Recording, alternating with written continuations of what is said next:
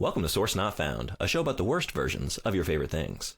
Every other week, we explore an IP, franchise, or fandom by way of its sequels, spin-offs, and side projects. Basically anything but the source material. I'm Brandon June, and the word of the day is lagniappe. Lagniappe. Noun, something given as a bonus or gratuity. Lagniappe. And I'm Bo Woodall, and I am an ice pick lobotomy. Jesus, yeah. That's a thing. This game goes some places, man. A lot of interesting places. Speaking of, this week we're covering the 2024 release and remake of Alone in the Dark. Basically, Resident Evil's daddy, right? The genre's daddy, really. Survival horror's daddy. Yeah, growing up, reading a lot of gaming magazines, I was always aware of this series. There were two names that really got brought up consistently. One was Alone in the Dark. The other one that gets mentioned from time to time is Sweet Home on the NES, which I've played around with a little bit. But I mean, this is really like, we talked on the last episode about how I recently went through pretty much the whole series. Yeah. And it was amazing to just see like, wow, all the DNA is here. The mansion vibes coming in through the front door, not being able to get back out because of like some supernatural or spooky force. The methodical exploration from room to room with, the pre-rendered backgrounds, the fixed camera angles, the tank controls, the kind of clunky combat, the jump scares through windows. It's all there. Yeah. All that to say, like, this is not setting a new standard for survival horror. It launched the genre. I was going to say, it's a remake for a reason. Like, yeah, it's looking at what's going on in the genre around it in currently, recent survival horror games and using a lot of that. Yeah. But I have a lot of good things to say about this game.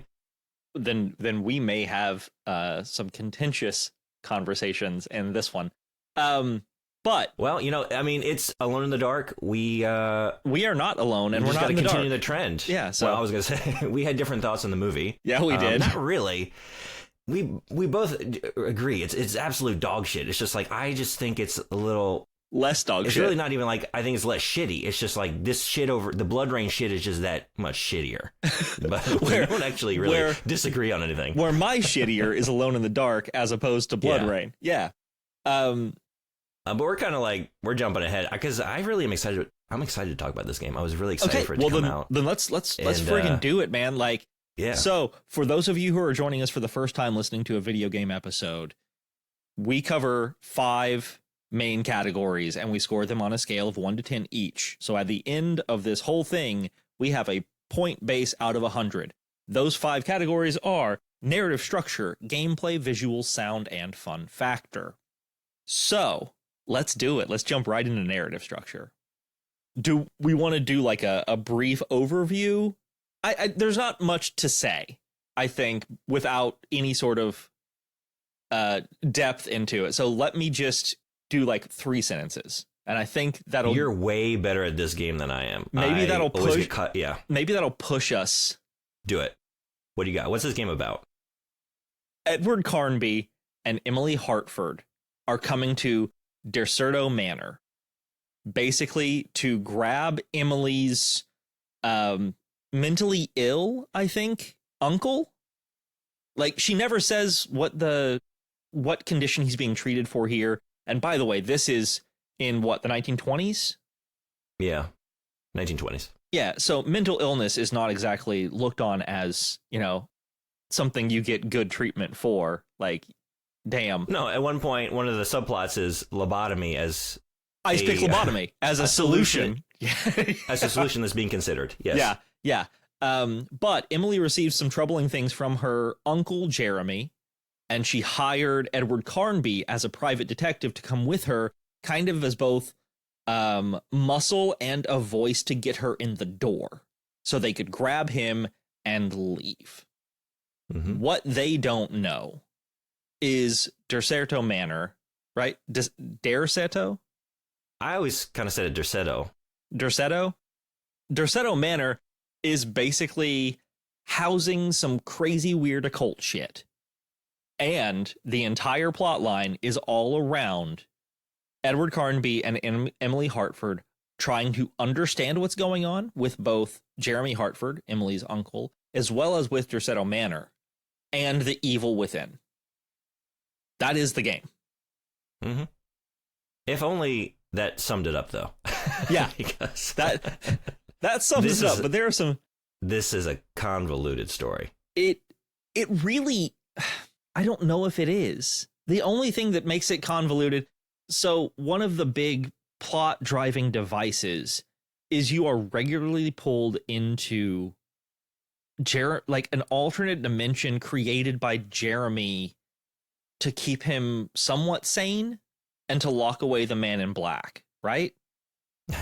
The Dark Man. The Dark Man. There are two Although main... I do like the idea of being pursued by Johnny Cash. Yeah, I know, right? I was thinking the same thing, like, I fell into a burning ring of fire. But, like, there are two main villains here beyond just the staff of Dorsetto Manor. Well, three, I guess. One is the headmaster of Dorsetto Manor, who is Dr. Gray, very questionable man. One is the Dark Man, and the other is this kind of Lovecraftian... You find its name out through the story, but a Lovecraftian unknown figure. And there are times where you are shoved into Jeremy's kind of dark, convoluted... I'm sorry, this is kind of jumping. It's so... There's that word. Yeah, it's coming. See, it's convoluted. It is that. It reminded me a little bit of how you describe Silent Hill. What you said, it was Silent Hill 2 or Silent Hill, the one where you're in the apartment and the room starts to morph and your safe space becomes a non-safe space. Yeah. Like all of a sudden you'll open a door and it's not the room that you entered last time. No, it is a weird fucking swamp full of plant monsters and hybrid grotesque creatures that are going to come at you hard and fast. Right. And then you basically have to solve a psyche-based puzzle about Jeremy or about your own story to get out of this mental world. Okay. See, I don't disagree with anything you just said, but then it doesn't end there, right? That's the thing. Like, that's the frustrating part for me. Yeah. Like coming in and like, okay, we're trying to get Jeremy out of here. This mental illness we've been hearing about is not so much that as it is like him coming into contact with dark forces. And now we've got Lovecraft, and we've got like Shub Niggurath, and we've got Nyarlathotep coming in. We've got these like elder god beings thing, and they've been unleashed. And Jeremy's like sort of offering himself as a sort of martyr to like, you know, to sacrifice himself to stop them from coming into this Dorsetto, which is now, it's currently like a mental facility, but it's been like through the ages been different things. It was a plantation. It was a residence for squatters, you know, and the one constant is like there's strange forces here that seem to manipulate and influence anyone who stays too long in this area. So we've got like this sort of cursed ground that through the ages creates different conditions for the people that reside there. So we've got these beings. We're taken in and out of Jeremy's mental world, the other dimension. Sometimes it seems like it is another dimension. You're always questioning like how much is his creation, how much is not, because he reimagines people from the actual reality within. They become sort of avatars or like representations of certain trauma that he's had. You know, you have a whole boss battle with some explorer named, I'm trying to remember, Jacob von, can't pronounce something. Yeah. And he's sort of like a representation of certain things, right? Like you have, if you read all the lore, you can see like how, the reason the Dark Man manifests as this sort of Egyptian character that like pursues you around is because Jeremy got very frightened by a magician's stage show in his youth. And so it manifests in that way. So it is manipulated by him. How much is reality? How much is not? And then there are like midway through the narrative, we see that like Carnby actually has a connection to a character it's Grace, that she's here at Dorsetto. Right. And then you like, there's this whole idea with like, there's a empty room in Dorsetto, and you get like hints that like your protagonist character, whether you're playing as Emily or Edward, actually belongs here. And the more lore you read, the more you realize like everyone has a sort of connection to this place. There's the character of Elisabetta Parodi, or no, I think that's right. Parodi, I think that's right. She like in one of her documents, it's like she wandered onto the ground saying she belonged there and she had connections to the artist colony that had been years before. So like, then I started thinking, when I was playing through this game, I had no idea where it was going to go because it kept dropping all these red herrings, which I really liked. And I didn't know, like, is this all going to be like some sort of, is it an allegory for something? Or is it really just like is everyone dead? And like, this is some sort of limbo? Because you get these hints of like Edward, he has his own trauma represented by Grace. And the fact that he is the one that kind of caused her and her father to like drive off a bridge. You know, he saved her, but he let her father die. Well, I mean, it seems like he is the reason Grace is in Dorsetto.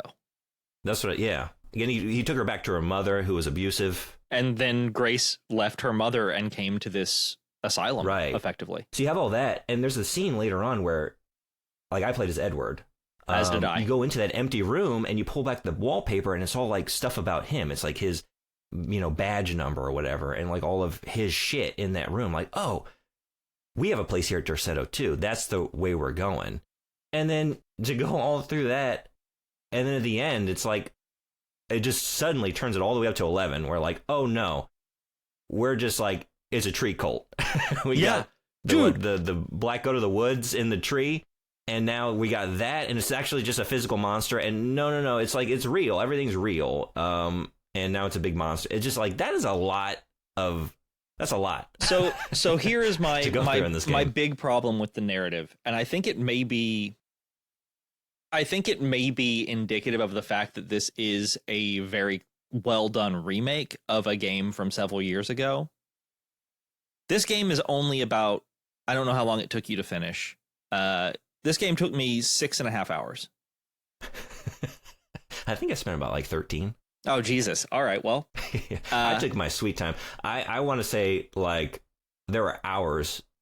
I streamed this on Twitch, and I was often telling my chat, like, y'all just got to bear with me. I'm going to just look at everything in this room. I will say, I listened to almost every letter, and I'll get into that in sound. But I finished this game in a little under 7 hours, I think. Okay. And I think a lot of people are finishing it between 6 and 10 hours is what the average is right now, right?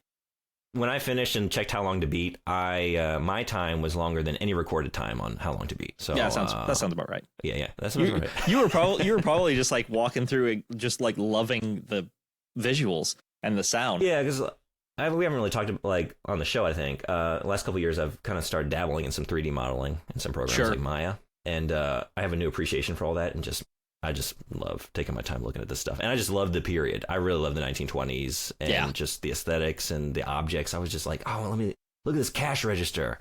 Look at this shelf. It's all so good. So here's my thing.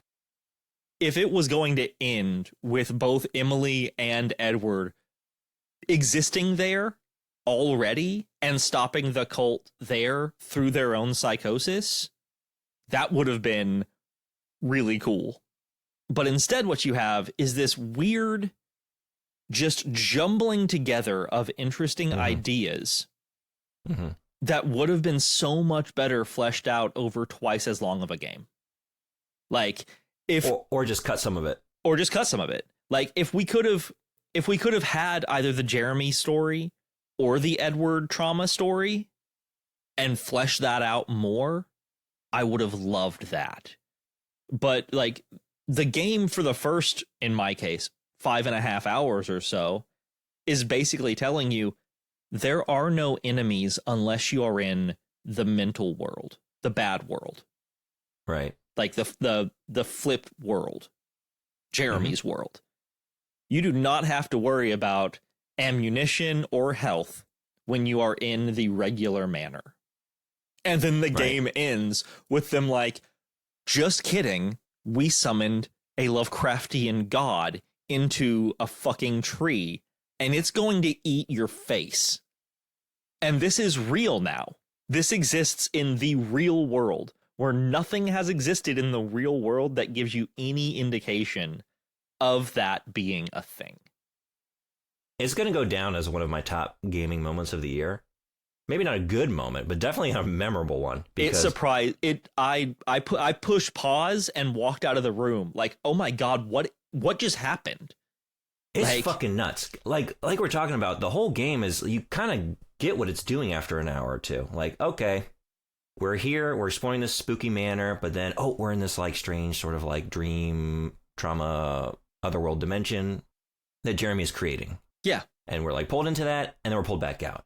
And then, oh, we open a door and we're in spooky zone, you know, like sort of the Silent Hill alarms ringing. Like, oh, now we're in the dark times, you know, and we're going to do some combat here. We're going to get through some creepy areas, and then we're going to hit a moment, like a big narrative reveal or something. And boom, actually, we are bumping into a doorway or drowning in a bathtub or whatever it is. Sure. And we're back in the regular manner. And we are like talking to Emily again, and she doesn't know. She thinks we're like starting to lose our own shit because she has no idea all the things we're raving about. That's the She's other not saying thing, anything man. weird. Like, there's no, like, I expected, you can play as either Emily or Edward.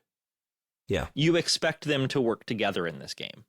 Instead, the game makes your character look like he belongs in Dorsetto Manor, the asylum. Yeah. The entire time, whoever you're not playing as is like, my dude, are you all right? You look rough. Like, why? Yeah. And that's why I was convinced, I want to say like from about 3/4 of the way through the game until the very end, that like, oh, now I know what this is. Yeah, exactly. We are here. We are a patient at Dorsetto. Edward. We belong here. We're being pulled back because everyone else here has been inexplicably drawn to this place. And the reason we're here is because, as we're seeing in these revelations in the scene on the bridge, where we, you know, pull Grace out and leave her father to die. We have some unresolved shit.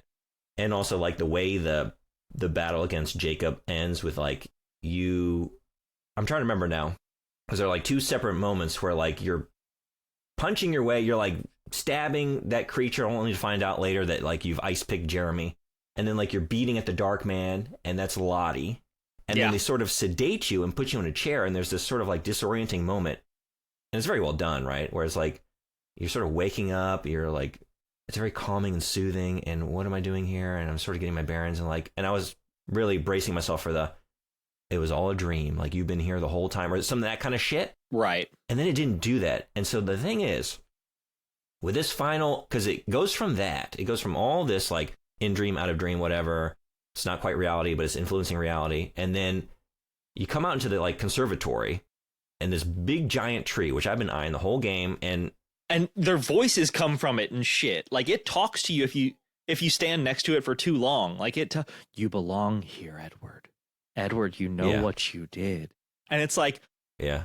I kept looking for a hole in the tree that I could unlock, or like maybe a longinap, longitudinal, whatever the fuck they're called. Lagniappy? Lagniappy. Yeah. I kept looking for one of those around it every time I was able to get back in the manor, because I was like, this tree has something weird. This is a weird fucking tree, man. This tree has weird shit going on. Yeah, sure. And they're gonna straight up sacrifice Grace to appease the black goat of the wood or whatever. Yeah. So I even knew, like, I was looking at that tree the whole time. Like in the original game, basically the final boss is a tree. And they do a fun nod to that here, where like if you're playing as Edward, you like walk out to everyone assembled at this sacrifice, and then like Emily saves you by throwing a Molotov at the tree, and that's how you dispatch it in the original game. You have to throw fire at it and burn it. But not this time. You just go from that like I'm waking up out of these series of dreams and adventures here to like, oh, every character that you knew in the real world that was a patient here at Dorsetto, or the staff here at Dorsetto, or whatever it is, they all had weird vibes, but nothing like too explicit. All of a sudden, it's like, oh, we're here at Cult Sacrifice. We're all part of a cult. Grace is willingly putting a noose around her own neck. They're, pulling her up. And once you interfere with that process, I'm trying to remember, she works in the kitchen. They not Ruth. She's sort of like the lead. She works down in the kitchen. She's always like hollering at you if you go into the kitchen. You're not supposed to be there. I'm trying to remember her name. Yeah. No. I was thinking about. No. Okay. Yeah. No, I don't remember. But she's just like, someone has to be sacrificed, and then the tree awakens, and it's just And Black Goat of the Woods. I was gonna say you save Grace, but you accidentally kill Ruth, and Ruth is the sacrifice to awaken the Black Goat of the Woods. So when that tree awoke, and started chomping. I mean, it just rips everybody apart. It fucks everyone up. It is such a good cutscene and so surprising. Because it comes out of nowhere and just like in 30 seconds, like everybody is in pieces, like every character in the game. Yeah. And there was like I don't really feel like the pieces were put in place to make this work part of me. And then there was the surprised part of me. And then there was the immense relief that, thank God, it's not another fucking survival horror metaphor bullshit. Like, just the whole thing is like just a veil for trauma. And it's give me a real fucking monster from time to time. Yeah, give me something that is horrific. Like, don't say this is a Jacob tree chomping through shit. I was absolutely petrified that this game was going to end with, and then you wake up, or and then you die. Like, you wake up like in a hospital bed taking your last breath, like some weird Jacob's Ladder shit. Like, I was so worried about that, and it felt like it was going that way for a long time. It really did. And so I really like what they did there. But there was a sense of disappointment, and the disappointment is there are so many narrative threads in this game. Like, I really do think it is very convoluted to me, because there are all of these additional mysteries surrounding every resident at Dorsetto. They all have a backstory. Yeah. They all have these connections that are hinted to. And there is a lot of, like, through the game, I really felt like I was deducing a mystery, like putting pieces in place, like, oh, I'm going to make all this make sense, and it's going to really amount to some big revelation at the end. And the fact that the revelation was like, suddenly this, oh yeah, they're on a cult, and that's that. It was disappointing on that front, but then I have gone back and forth. I've changed the number on my narrative score so many times as I've been like compiling my notes and thinking through the game. I watched back through like some of my playthroughs, like scrub through my VOD. Sure. Just to like try and remind myself, like, how do I really actually feel about this narrative? I'm very excited to hear your score, because mine is set in stone, I think. Okay. I gave it a 7. Okay. How about you? I actually gave it a 7.5. Okay. I was on the cusp of 8 through Me too. the first probably 5 hours of the game. But as soon as they had the weird, like, the real world is interacting with Jeremy's mind palace shit, where he actually gives Jeremy the ice pick lobotomy and strangles Lottie as the Dark Man, I was like, okay, even if you don't go the direction I fear you may, that's still a cop-out. Like, I was hoping to see these worlds not interact outside of just Carnby. And maybe, like, bringing Jeremy through, or, like, eventually the entire Dorsetto Manor summons the Dark Man to assist with the, ascension of the Black Goat of the Wood, or something like that. Like, that's what I wanted. Right. But instead, it was the weird, your character may be crazy and you have no control over it. And I was like, that's a fucking, that sucks. That's kind of cheap. I do love that it oscillates between the two. I love that it kept me guessing till the end, and I didn't know what way it was going to go. I just feel like it didn't do either one. It did too much of one and not the other. Like, the sudden, like, veering back to, no, that was all like a red herring. That was all a ruse. It actually is this at the end. We just needed some more justification for that. Yeah, I agree. But I went back and forth between like a 7 and an 8, and I try not to get too hung up on the scores, like I always say. Also, just real quick, I had a moment, and it was on our Beetlejuice episode, so that's like patrons only. Yeah. Subscribe. Where I just, for whatever stupid, ridiculous reason, I've often been talked about like going into teacher mindset and like, this is a failing score, this is a passing score. Right. You did. As I would. So I do need to say, as you go through this, listeners, Brandon used to go through an 8-point score base, an 8-point basis, right? Because Kaylin, that was always the thing. My wife Kaylin listened to this, and that played. We were listening to the Beetlejuice episode together, and you said like the whole, well, I'm using an 8-point base. Haven't you been using an 8-point base? And I pushed pause and I looked to Kaylin and I go, hey, sweetie, I love you very much. What the fuck is an 8-point base system? And she goes, I have no idea. And I was like, okay, cool.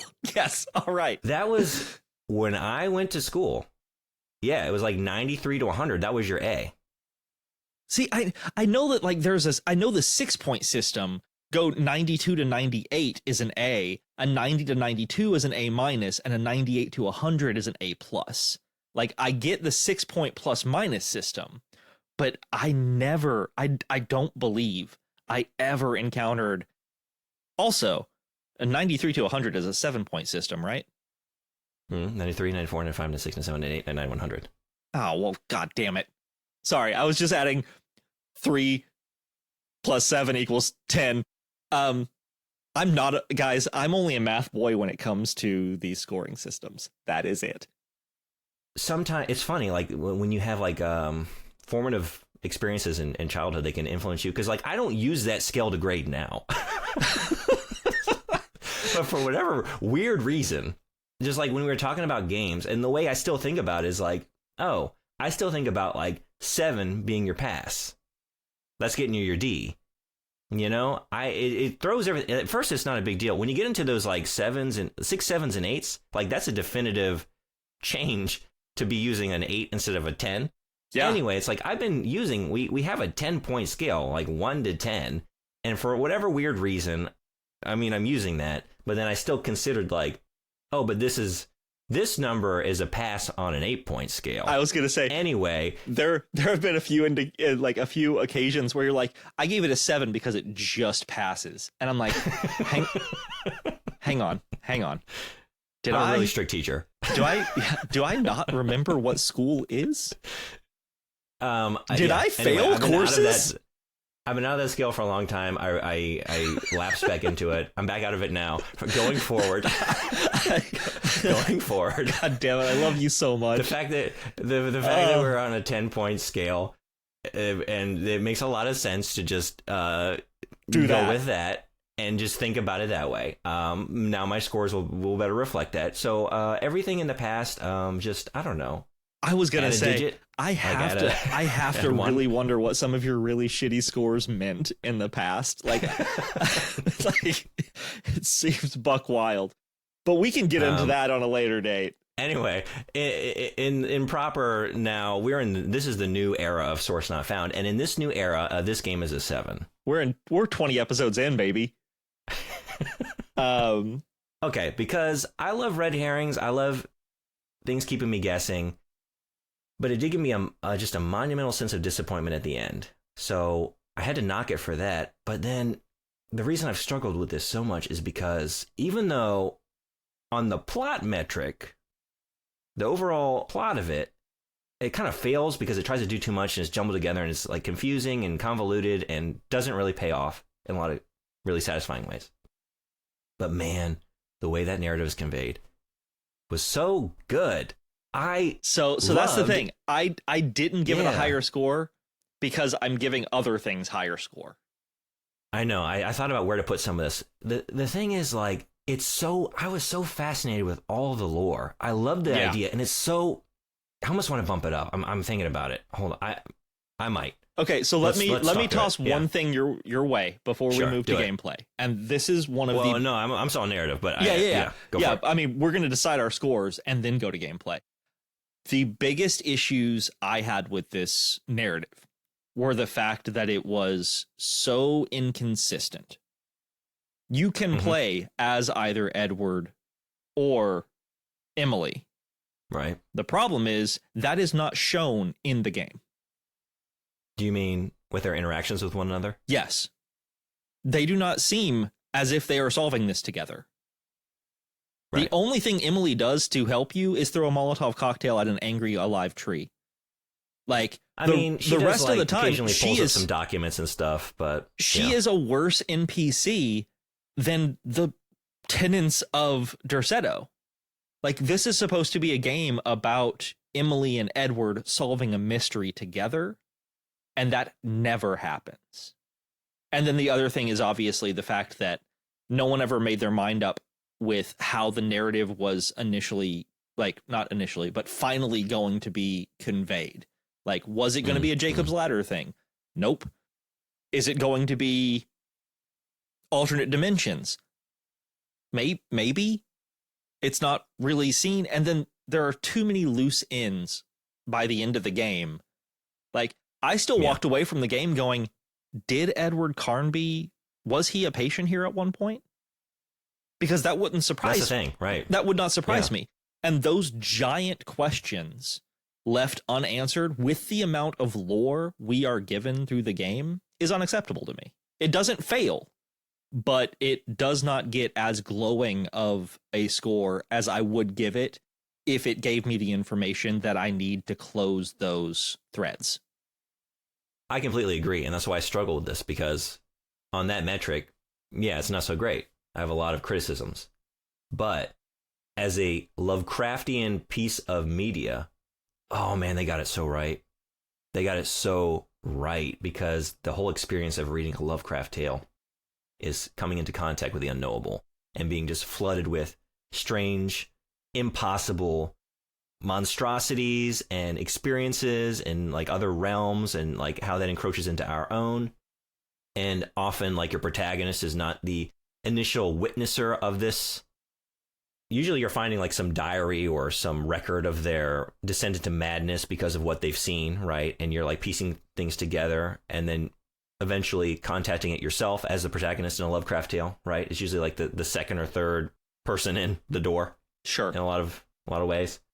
And that, you know, to like have that to focalize through Carnby or Emily, to come into Derceto and like to have all of these events that have already transpired and be sort of like now making your way through the after effects of that, right? These like the mental worlds, but also just like Derceto is reimagined. I loved the lore about how all the different phases Derceto has gone through. I mentioned it before, right? It was a plantation. You get these records of like Union soldiers coming and trying to free the slaves, and the slaves fighting back at them fanatically.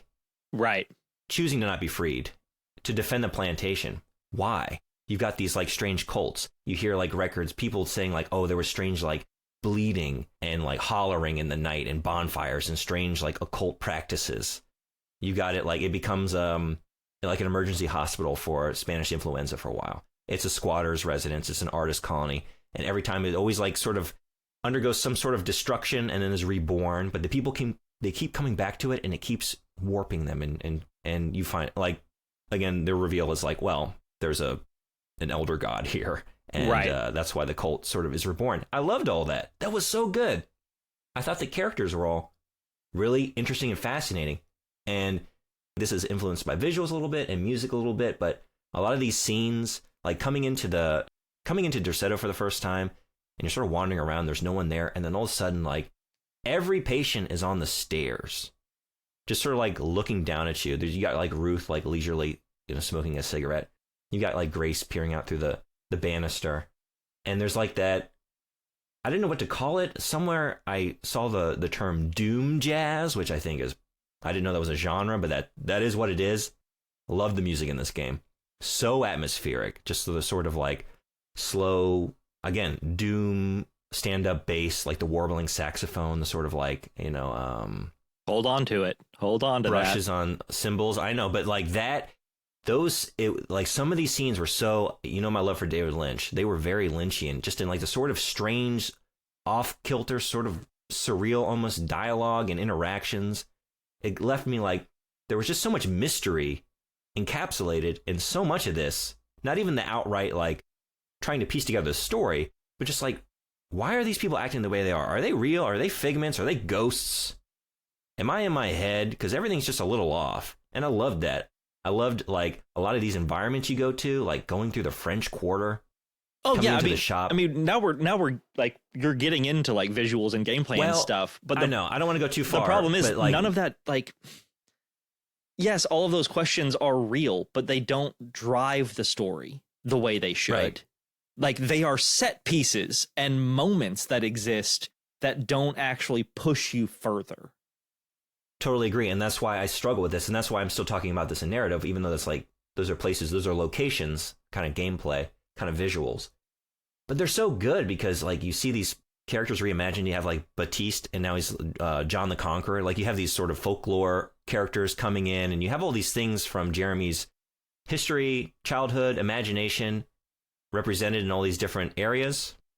All that to say, like, that's all so good. I love these locations. I love these interactions. I love these characters. I love the mysteries, these subplots, but you nailed it. It doesn't amount to what it should amount to. And it often just feels like dream sequence, back in reality, dream sequence, back in reality. And it doesn't amount to what it should amount to. Like, we don't have the justification for going these places, but they're so good in and of themselves. And I think I just looked at it a little bit more that way. Often, like I do with, I just mentioned David Lynch. I'm often not so even concerned with, like, what actually happened in Twin Peaks: The Return? What does Mulholland Drive mean? The moment-to-moment just experience of letting it wash over me. Like, after the fact, I get curious and I, go, like, trawling the message boards and, like, what did people think about this scene? Like, what is going on there? But the actual experience of watching it, I don't care. It's this strange, wonderful display of locations and interactions and mystery, and there's a larger narrative. You don't really know what it is yet. You don't care so much because the moment to moment is so good. And I felt that way about it. I felt really good about so much of this game. And the one other minor point I want to make about narrative is how it delivers the lore is 10 out of 10. You're not just reading documents. Everything is voice acted, and it's not even like you get and the voice acting is great. Yeah, I'm not even talking about until sound. Yeah. But you don't just get a read of the document itself. A lot of times what they do is they conversationalize what you're seeing. So if you're seeing like patient records, it's not just someone reading you the text on the screen. It's a conversation between doctor and aide concerning the patient. It's between Dr. Gray and Mr. Waits or something like that. Yeah. And it just makes it so much easier to like take in a lot of information, because I love the lore, but sometimes, if you're in the middle of action, like I don't want to read right now. I'm like in the middle of doing something. But I never I often do this, even in games I loved, like Control. Like, I'll read all that later. The lore is 10 out of 10 in Control, but like you get so much of it and you're reading it. Here it's like, I never put lore off for later, because in the moment, it was just so engaging on that. So that's why I really struggled. But overall, the fact that it fails on the plot and kind of is messy, like we all. So here's my idea.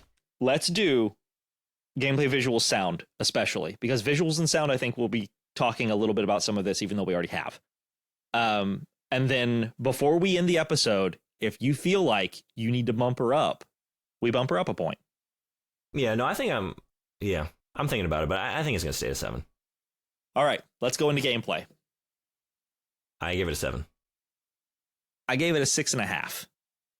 Okay, so here's my thing, and this is not the only thing I'm going to say about it, but it's a good amount of it. This was if you had Resident Evil and Leisure Suit Larry have a baby. Tell me more about the Leisure Suit Larry part of that. I get the Resident Evil. So you couldn't, there wasn't a way to solve the puzzles with other things. Like, it was incredibly on the rails. Mm-hmm. Mm-hmm. In the same way that, oh my God, I have to put cheese in a condom to catch a rat. Like, I see. It was very much, I think they call it no, that's what they call Metroidvanias now, an action search game. But it's not an action search game. Instead, it is a very on the rails puzzle game when you are in the manor. And much like Leisure Suit Larry, there is a very distinct number of rooms that you can or cannot enter, and a very set number of puzzles you can or cannot solve based on where you are in the game and what you have found. Like, the reason it doesn't get a 7 or an 8 for me is not because the gameplay is bad. It's because the gameplay didn't challenge me. Mm-hmm. Like, the puzzles were not difficult. No. All you had to do was look at one of the piece of lore you found, to take the 3 numbers and put them into the dial, or to locate the 3 keys that go in the thing, or whatever. It's funny you mentioned that one. Are you talking about the one, there's like 3 words and you have to deduce from that, like, it's the number of letters in each word, and that's like, those are the numbers on the combination? Yeah. Because like, I came to that conclusion, but I was stuck on that puzzle for a while, and it really just, I eventually realized I don't know how to use a safe. It's like I figured out the numbers. I could not input them. Eventually, like someone in my chat was like, "So your issue right now, like, I'm just realizing you don't know how to use a safe, do you?" I had, I guess not. I was on that puzzle for 15 minutes, but not because I had trouble with safes. It was because I suddenly couldn't read Roman numerals. Oh, okay. I was like, okay, so I go left to 4, and then I go right to 5, and then I go left to 9. Makes perfect sense. No, I was going left to 6 every time. Every fucking time. Okay, I get that. Yeah. So stuck, but not in the ways that the designers intended. Right. But it felt good to be stuck a little bit. I played it. I guess we both played I think it's the old school. They label it like, do you want the modern day? Yeah, old or puzzle, new or something like that. Something like that. And it was fun to just like, the only one that really got me, I was like not noticing. The first time I looked at the talisman, you have this like talisman that once you know how to use it, there's no other difficulty in terms of those puzzles in the game. Right. It's just lining up numbers. Like 3 rings on top of one another, and you have to adjust them based on numbers. Rotate them. Yeah. Like a rotate lock. The dials. Like a safe lock, Brandon. Like a safe lock. Yeah. Well, I was looking at, and I was like, I'm lining up these numbers. I see the little divot, but there was another divot. I was like tunnel vision on the wrong divot. Sure. And so like you with the Roman numeral, just like every time, like, this isn't working. I don't know. So that one gave me a little, but like other than that, yeah, everything was just like, but it was satisfying. It was like, there were times it felt more like a visual novel than it felt like a or a survival horror game. Like I signed up for more horror, less novel. But I mean, I still enjoyed it. It's just that when it comes to the gameplay I expected, I didn't get it. Yeah, I like the pacing of it. Like, okay, we got action, because it felt like Resident Evil to me. It's like we're exploring a mansion, and now we've got some enemies to dispatch, and now we're thinking about a puzzle. We're here in this room, and I so enjoyed being in these spaces, like I mentioned in narrative. I just loved being in this world. I loved looking at everything, loved the vibes, loved the atmosphere. So just like being in, like, say, Elisabetta's room, and then I'm looking at like the rot, stretching across these different frame I like pictures. the rot puzzles. Those were fun. And then I've got like the zodiac symbols on this lock, and then I've got the artist colony, and it's just like, okay, give myself like 5 minutes, like kind of look at all these different bits of information, and there's a connective thread here, and what is it? And if I look at the names on the backs of these frames, and then go and like cross-reference the artist colony, and then look at their zodiac signs, and then I can find out there are 3. That was satisfying to me. It's not obtuse. Like, you have what you need to figure it out, but it's going to take you a little time, but you're going to be just like in this still, silent, empty room in this manner for the remainder of it. And I enjoyed being in there. Okay, so I'm actually upping my score because you reminded me of 2 things that I wanted to mention. 2.5 things that I wanted to mention. I'm actually going up to a 7.5 for 2.5 reasons. One, see, the rot puzzles. I wanted to go 0.5. Okay, I didn't want to cut you off. I wanted to go 0.5 on so many of these, and for your benefit, I just warred within myself for hours. Hey, thinking, dude, like, go 0.5, baby. Bring on that 0.5. Ooh, I didn't want to make it hard for math boy. Don't go into more minutia than 0.5 if you don't mind. But I'm fine with the 0.5. I want a 7.3 repeating, and we're gonna make it an 8-point scale, and then and you can suck my butt. All right. Anyway, sorry. Go ahead. First were the rot puzzles.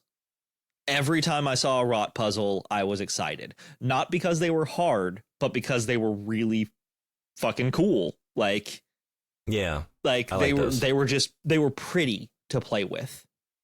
I like visual puzzles. I don't too. like, something dependent upon like whether or not you found the item hidden behind the cabinet in this other room across the way. And if you don't have that, it's not about logic. It's about missing something key. Like, I like having everything I need in the room and just like trying to figure it out that way. So that was nice. They were very satisfying on that front. There's one. The other one, there are 2 combat scenarios.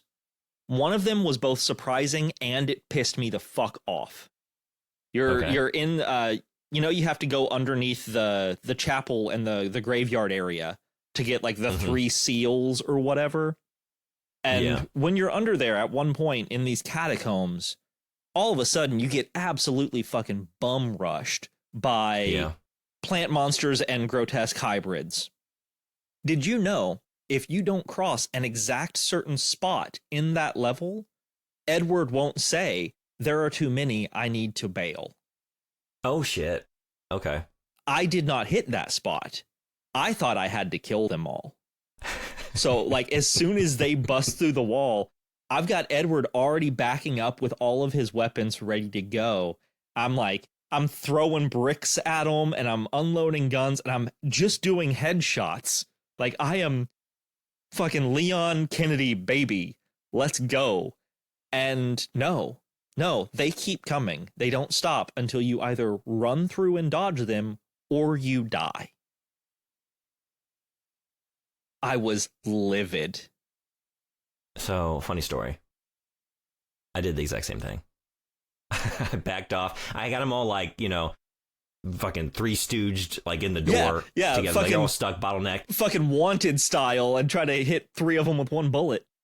I used either all the ammo I had or almost all. I might have had a couple of shots remaining when I realized like, oh, this isn't sustainable. Obviously, I'm not supposed to be doing this. I might just have to like run. They straight up killed me twice.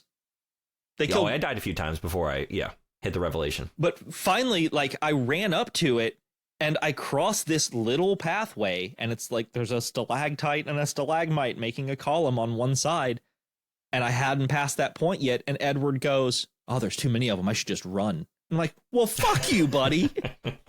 Why didn't you say that beforehand? When he said that, I was like, that was after dying multiple times and just using everything I had, like, I'm just running out of here. And then he says it like, well, now you tell me. Yeah, exactly. I've just decided on that because this is not happening. And the other combat scenario I loved so very much, not because it was partially clever, but also just fun, good survival horror combat. When you're in the warehouse by the boathouse, it has two stories, and when you come back into the boathouse and you're going to bail out to go get to the boat, as you're running to the door, you get ambushed by like 5 hybrids and a plant monster or something. If you run back upstairs, you can Molotov them and pick them off and just have a good time with it. You just have to make sure you paid attention to that first. Like, paid attention to where all the Molotov cocktails were, and you can just run through, grab one, toss it, set them on fire, and keep moving. And it's good level design. It's not difficult. Yeah. Like, it would be very difficult if you didn't use what was around you, if you just tried to run and gun. But it was good combat. And there wasn't enough of that. Like, I could have played another 15 hours of this game with more of the narrative structure it had and with more of the combat that it had, and I would probably be like 9s across the board. There are some really cool levels. I love the grounded big steamship, and I love going through the catacombs, like the sort of labyrinthine. Except for those fucking spiders. Fuck those spiders. Yeah, I mean, they pissed me off, but like the levels are cool. Just my issue is the combat is not great. It's clunky. It is very clunky. And it's survival horror, and so I kind of look like, yes, it doesn't feel good. The problem with the clunky combat is the game's not scary.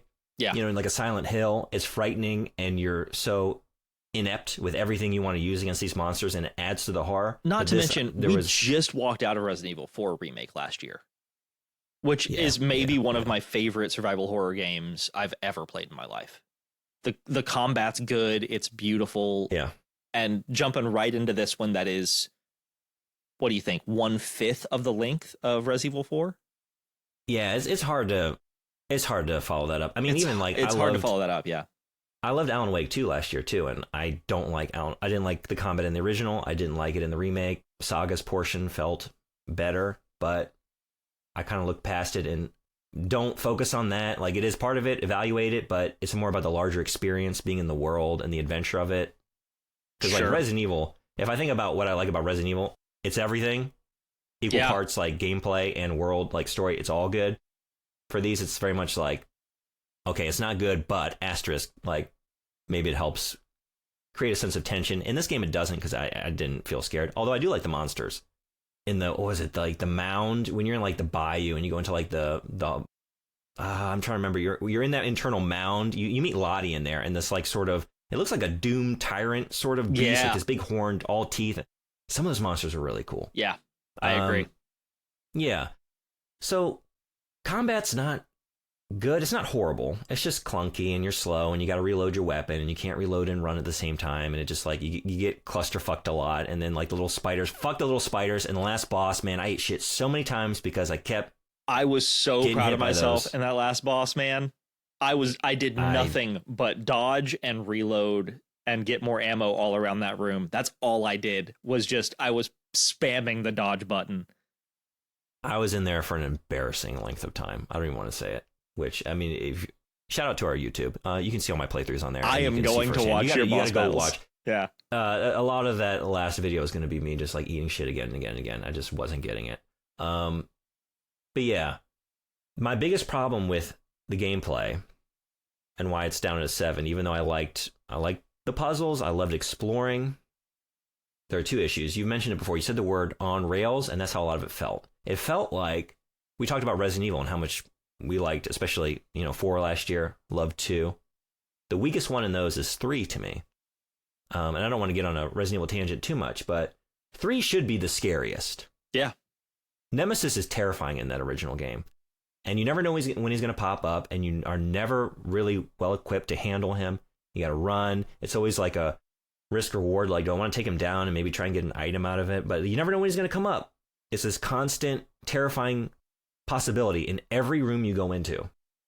And what they did in the remake was make it very scripted events where it's a glorified cutscene, a lot of it. Like, here's Nemesis, but I don't really feel any dread because I know every time he pops up, we sort of launch into like it's like that AAA sort of cutscene, right? You see it it's not a bad thing always, but like you see it in like Insomniac Spider-Man games or like Naughty Dog games where like hold forward basically.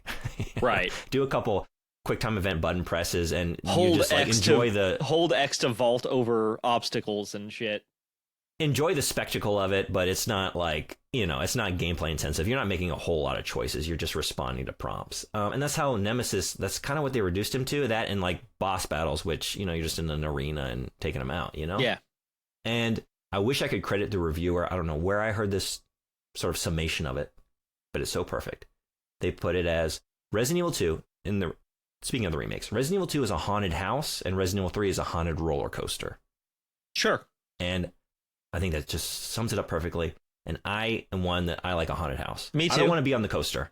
This is neither of those things. This is the Haunted Mansion at Disney World, which is one of my favorite rides of all time, but it's not a good video game. I mean, it's a good video game, but it's not the video game that I wanted this scary horror game to be. Yeah.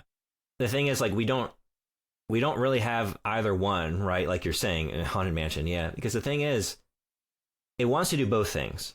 It wants to have me navigating, exploring a scary environment in Derceto, but it also wants to have it grounded in reality and populated with other patients. You can't do both at the same time. You can't have the Resident Evil Mansion or the original Alone in the Dark Derceto, where you're coming into this abandoned place and it's filled with nothing but monstrosities. And maybe in Resident Evil, you meet like some friendly faces along the way, the survivors or your compatriots, but you're separated from them for the remainder. It's really just you against the house, the mansion.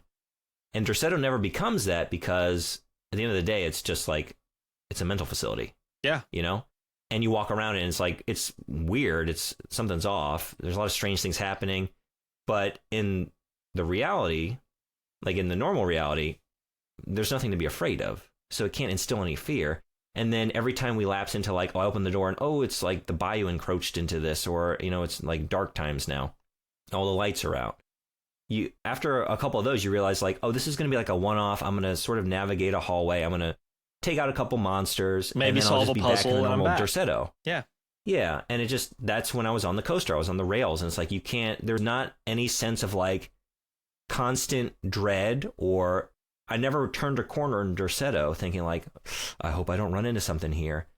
And that takes away from the experience for me because it didn't do either one well. It was just too much on rails. It was too much getting pulled into Dream Nightmare World combat, pulled back out, pulled back in, pulled back out. There wasn't enough overlap, and it felt like those Nemesis segments where you undercut the power of it because you want to do both things.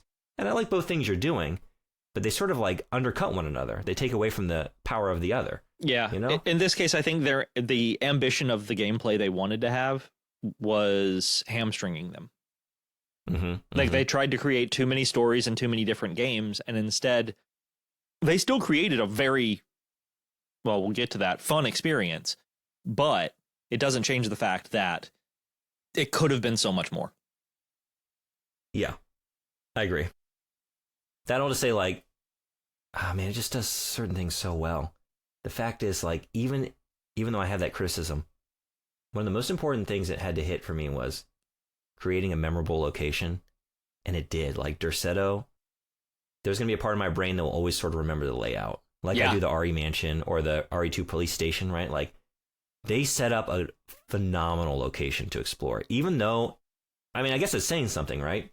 Even though I knew there was no danger, like going into a new room was so exciting and always had a sense of tension and like, what am I going to find next? And there was a foreboding and consistent atmosphere, even though it wasn't outright scary. It had spooky vibes throughout. And I loved exploring Derceto. I really did. It was so satisfying. If they would have called this a psychological horror game instead of a survival horror game, I would feel probably differently about the gameplay that I had. Yeah. I'm just honestly glad they didn't call it an action horror game. Because I don't even know what to call it. It wouldn't function as that. I am very, very excited to hear about the next two categories for you. Okay, yeah, let's do it. Visuals. I gave it an 8. As did I. Okay. It's good. It's good. It's good. It's good. The only reason there are a few things that I have a problem with is I had a couple of clip issues.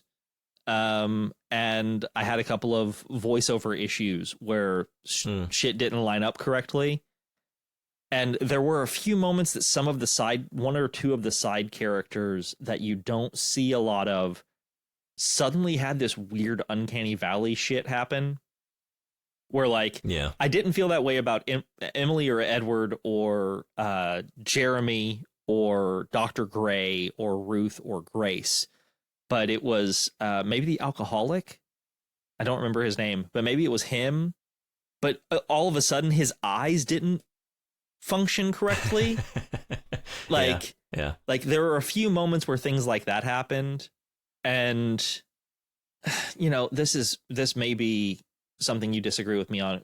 Tarawea just didn't impress me as a location. It was a library. That's all it was.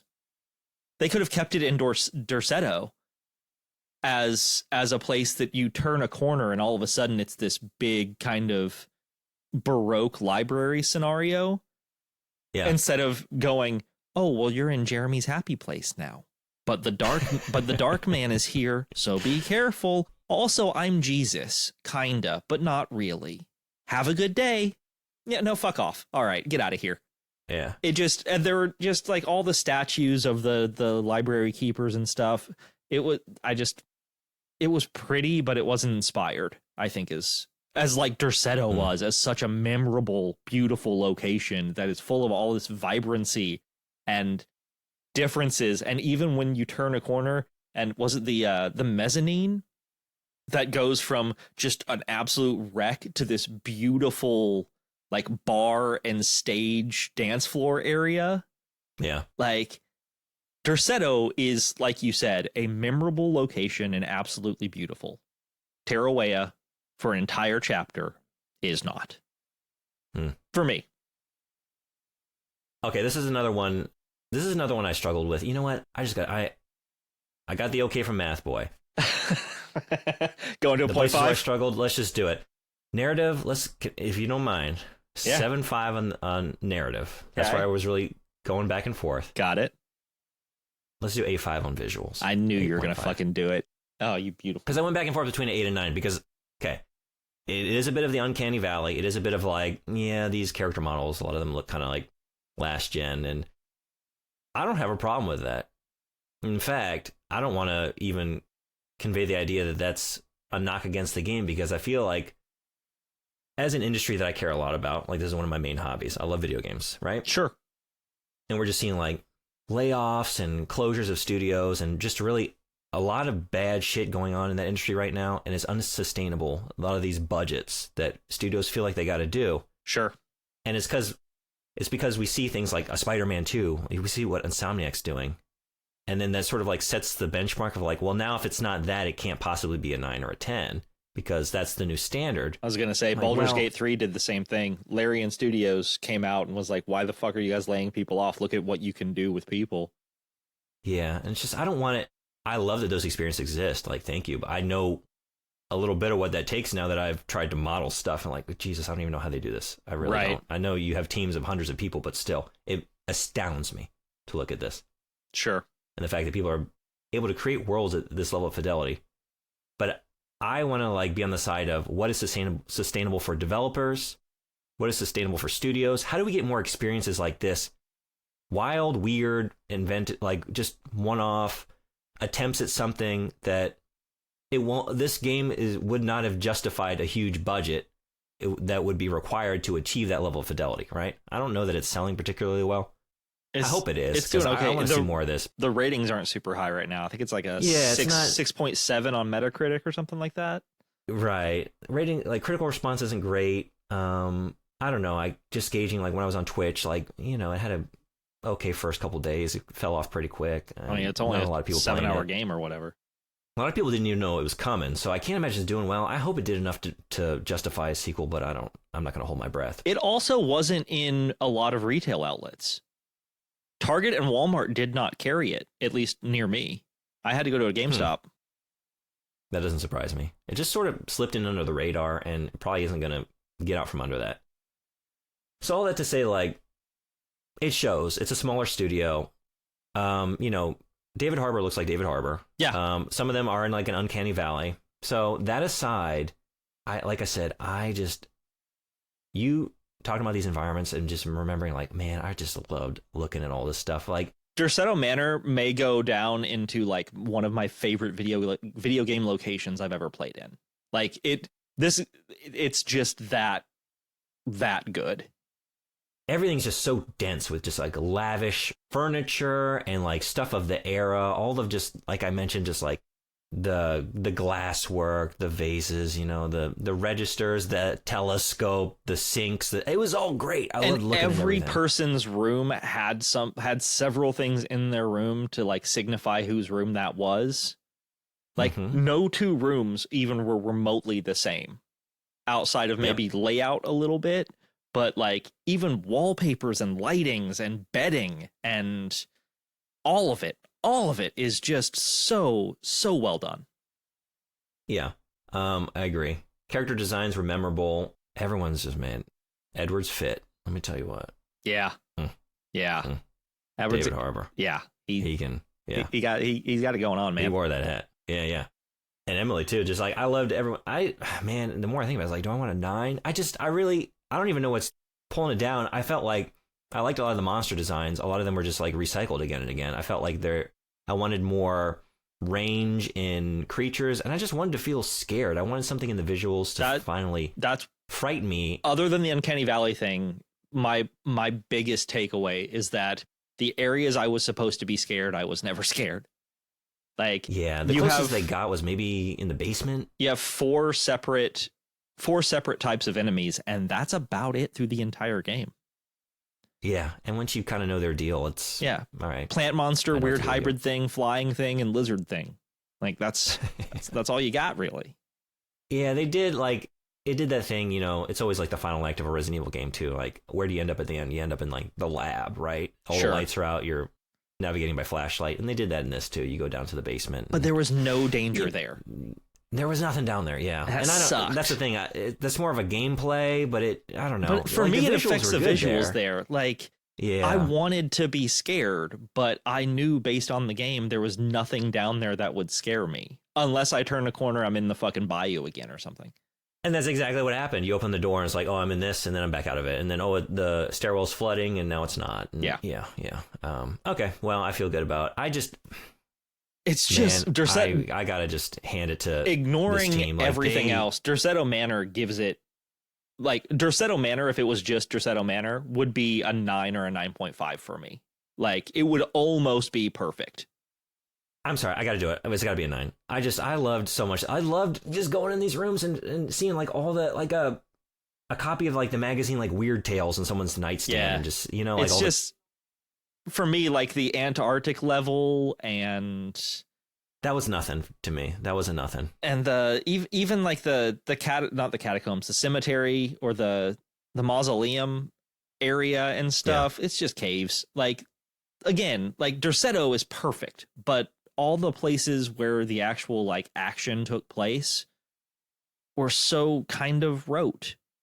And I agree. I do. That's why I'm struggling with this one. There's a lot of generic shit in here, but my God, I love the 20s. I love that period. I love looking at it. Derceto is so powerful. As soon as the game it starts got the 9. And oh boy, Edward and Emily are in the car together and he's like, they're both lighting cigarettes and they've got like the ties and the vests and all that stuff on. I was like, Brandon's going to fucking eat this up. I loved it. I did. I loved it that much. It's a 9. Yeah. Okay. Sound.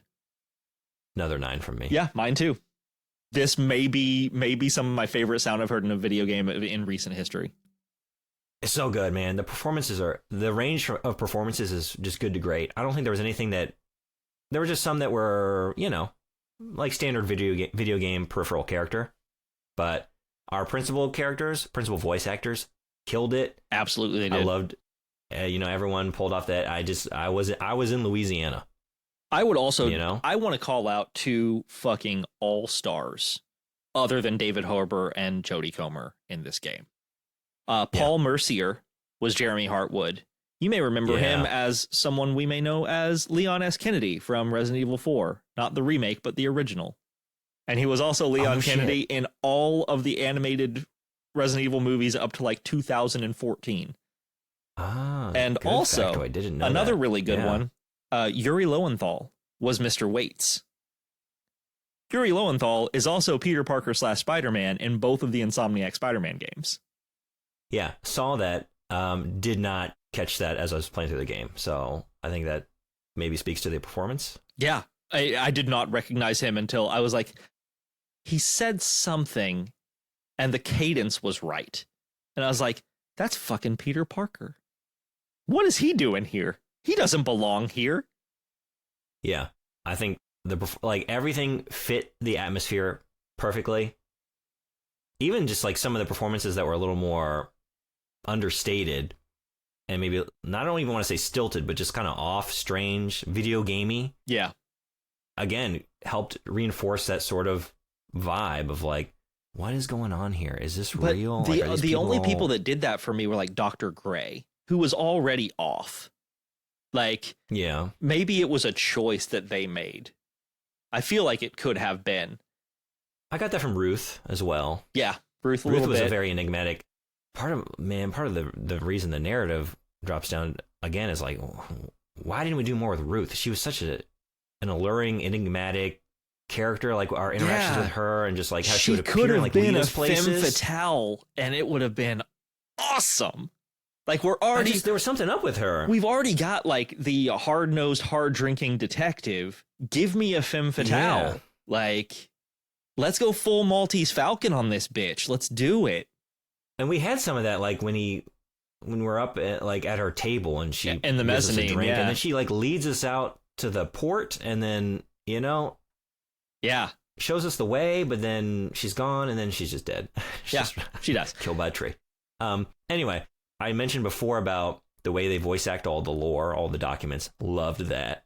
Yeah. And then, man, the music is 10 out of 10 to me. Like, the music is, if it was just music, it's a 10 out of 10. It's fucking perfect. Absolutely perfect across the board. You called it doom, like you said that someone called it doom jazz. And man, I don't know who said that, but I want a full 8-hour Spotify playlist that is just doom jazz. Well, see, like, I wasn't aware of that as a genre. I guess it is. I meant to look into this because, like, I know doom metal. And just like, but once I saw those words, like, yes. Whether that's a genre or not, that's what this is. And perfect. It's not like there are no tracks that I'm going to be able to recall from memory. Right. I'm not going to be whistling anything. It was the feeling. Yeah, but like sometimes that's what you need a game to do. And it just paired perfectly with the atmosphere of the game. And the other thing that I would like to call out before we move on is, man, some games do this. Most games do this poorly. And it is water effects, water sounds. Water sounds, for some reason, are so hard for video games. And I'm sure there's research on it. where just like the uncanny valley for visuals, water is that for sound, maybe. Water sounds, water effects, just water in general must tough. Be it's rough. But yeah, there were times walking through the bayou where like I had all the lights off in my media room where I play games and stuff, and there are times I was genuinely worried that there was like a leak in my ceiling, or was it raining outside? Like, is there water near me? Like, it was so good. Yeah, the only thing that doesn't give it a 10 is because I don't think I could put this on the same level as something like an Ocarina of Time or a Breath of the Wild. Yeah, or even like a Baldur's Gate 3. Like, songs that will be in my brain forever. Like, I could make probably a Derceto Manor playlist that's just doom jazz and jam out to it, but you could tell me that those songs aren't actually in the game. It's the vibe that I got. It's not the specific songs, where I can pick out the songs from things like Ocarina of Time or Baldur's Gate or something like that, or Spider-Man or something, you know, and those would be like 10 out of 10 music bases or sound bases for me. This is almost there. Like, it is almost there. Yeah, I loved it. Yeah, that's the thing. Like, sometimes I wonder, like, should I just give it a 10? Do I have anything negative to say? Not really. Just sometimes it really is a matter of reserving the 10 for, like, hey, we're in like Nobuo Uematsu territory. 10 like, for me is absolute perfection. Best music ever made. Like, I can name that song. Yeah. But yeah, it's just fucking good, gang. Fun factor. 9 out of 10. To me, this is a game that is more than the sum of its parts, right? Like, gameplay, yeah. Narrative, yeah. But, man, I had so much fun. In spite of clunky combat and sort of dissatisfying plot threads. I loved exploring Derceto so much. I didn't care for the on-rail stuff, but I kind of saw it as a way to, like, we have this central location, but we want to take you other places. How do we justify that narratively? Well, we're going to pull you in and out of, like, nightmare realms or whatever. And, you know, I don't care for that choice, really. It doesn't usually do it for me. We've kind of already discussed that. But I loved going to these places in spite of it. I loved walking around the French Quarter in the fog. I loved, you know, just sludging through the bayou swamps. And I loved Derceto. And I loved just seeing what was going to happen next and listening to every little bit of lore. And, yeah. I had a really good time. Despite some of my misgivings about things like narrative and gameplay, I gave it an 8.5. Damn, all right. This did not get contentious. No. We were pretty close on almost everything. Despite the fact that it is so on the rails, and despite the fact that I didn't find it challenging or too challenging, man, it was a fun story. Like, it was a fun experience that took less time than watching a season of TV, but I feel like I got just as much narrative out of it. Like, maybe that narrative doesn't make a lot of sense sometimes, but the acting, the sound design, especially the visual design of Derceto Manor, the action gameplay, yes, is clunky, but god damn, it feels good to get a headshot or two on some of those plant monsters. Yeah, it does. And man, I walked away feeling like a champ killing that tree monster. I got to go back in there, man. I was not good at this game. I ate shit a lot, and I didn't even mind too much. And it's telling. I did not play both scenarios. I played as Edward. I played every Alone in the Dark game as Edward, so I had to just, like, I have to see how he's reimagined every time. I always got to go Edward. But I equally wanted to, and still intend on playing as Emily. And part of, like, streaming on Twitch is usually when I end a stream, you can do something called raid, where you send all your viewers to another channel. Right. And I usually try to find someone who's playing the same game as me, and just find some random person and, you know, meet somebody new and pop in and see how they're doing. And so I ended up raiding a lot of channels of people streaming the Emily scenario. And so I saw a good bit of it. And just, like, it did kind of get spoiled for me a little bit. But learning, like, oh, they're pretty much the same. Like, interactions are different. Story's, like, different. You do have there a different are a couple of different Emily. Puzzles from what I see. there's a whole different section, like the whole thing with the bridge with Edward, right? That's specific to him. Right. That's his trauma. Right. And Emily actually are going through like trenches during the war. Oh, that's because totally different scenario. She was a nurse, right? A war nurse? Well, no, this has to do with her dead husband. Oh, got it. I need to play through it to actually know. So this is the thing. I was of two minds about it. Like, I wanted to play both so I could really talk about both on the episode today. But I finished it and learning like so much of the game is going to be almost identical. Right. It's going to be a little different here and there. Maybe like Emily's weapon is a little different, but it would detract from the experience to like do it back to back. Cause like, oh, I just went through this. Right. But I do want to do it again because I really enjoyed it. So I think I'm going to save it for like, spooky season around Halloween. I was going to say, I may revisit around. I'm deciding if I want to trade it in for another new game because Rise of the Ronin has, I got my eyes on it. But that's a good choice. I'm playing it. It's fucking awesome. But like, there's also a part of me that's like, man, I want to watch Kaylin play this game. Like, I want to see her walk through as Emily and see how she, like, it's one of those games. So first, our score is an 82 out of 100. That is our second highest score we've ever given. The other one is Castlevania 64 at an 87.5. That feels good to me. Me too. That feels good. I think this game is a solid B. I think it's a good game. What amazes me, it's a fun game, is the fact that I would never ask my wife to play Castlevania 64, despite the fact that Castlevania 64. Yeah, it was a slog. It was a blast, but it was a slog. This is 4 days maybe of gaming. Like, yeah, if you did a couple hours every day, or if you're like me, more hours every day. Sure, but just how much, how excited I am to see the look on my wife's face when some of these lore drops hit and some of these beats hit, I think is worth me keeping this game to play again. Talking about Twitch, something I've really enjoyed over the last couple of weeks is just popping into a channel and like, oh, they're about to meet the tree. I'm hanging out here. I gotta watch this minutes. shit. I gotta see. I gotta see this cutscene because this shit's wild. What is everyone gonna think about this? Because I don't think they see this coming. I did not. Yeah. Yeah, man. I really, this hit the sweet spot in so many ways. It fell short on so many others, but it's telling that I want to play it again, and it's telling that now on my list of most wanted sequels in the game space, oh man, I want to follow up to this so bad. I want them to iterate on this. I want them to iron out some of the, the sort of the worst aspects of it, get the narrative a little more solidified on the next one. I would love them to tackle that second game is ridiculous. I would love to see a sequel.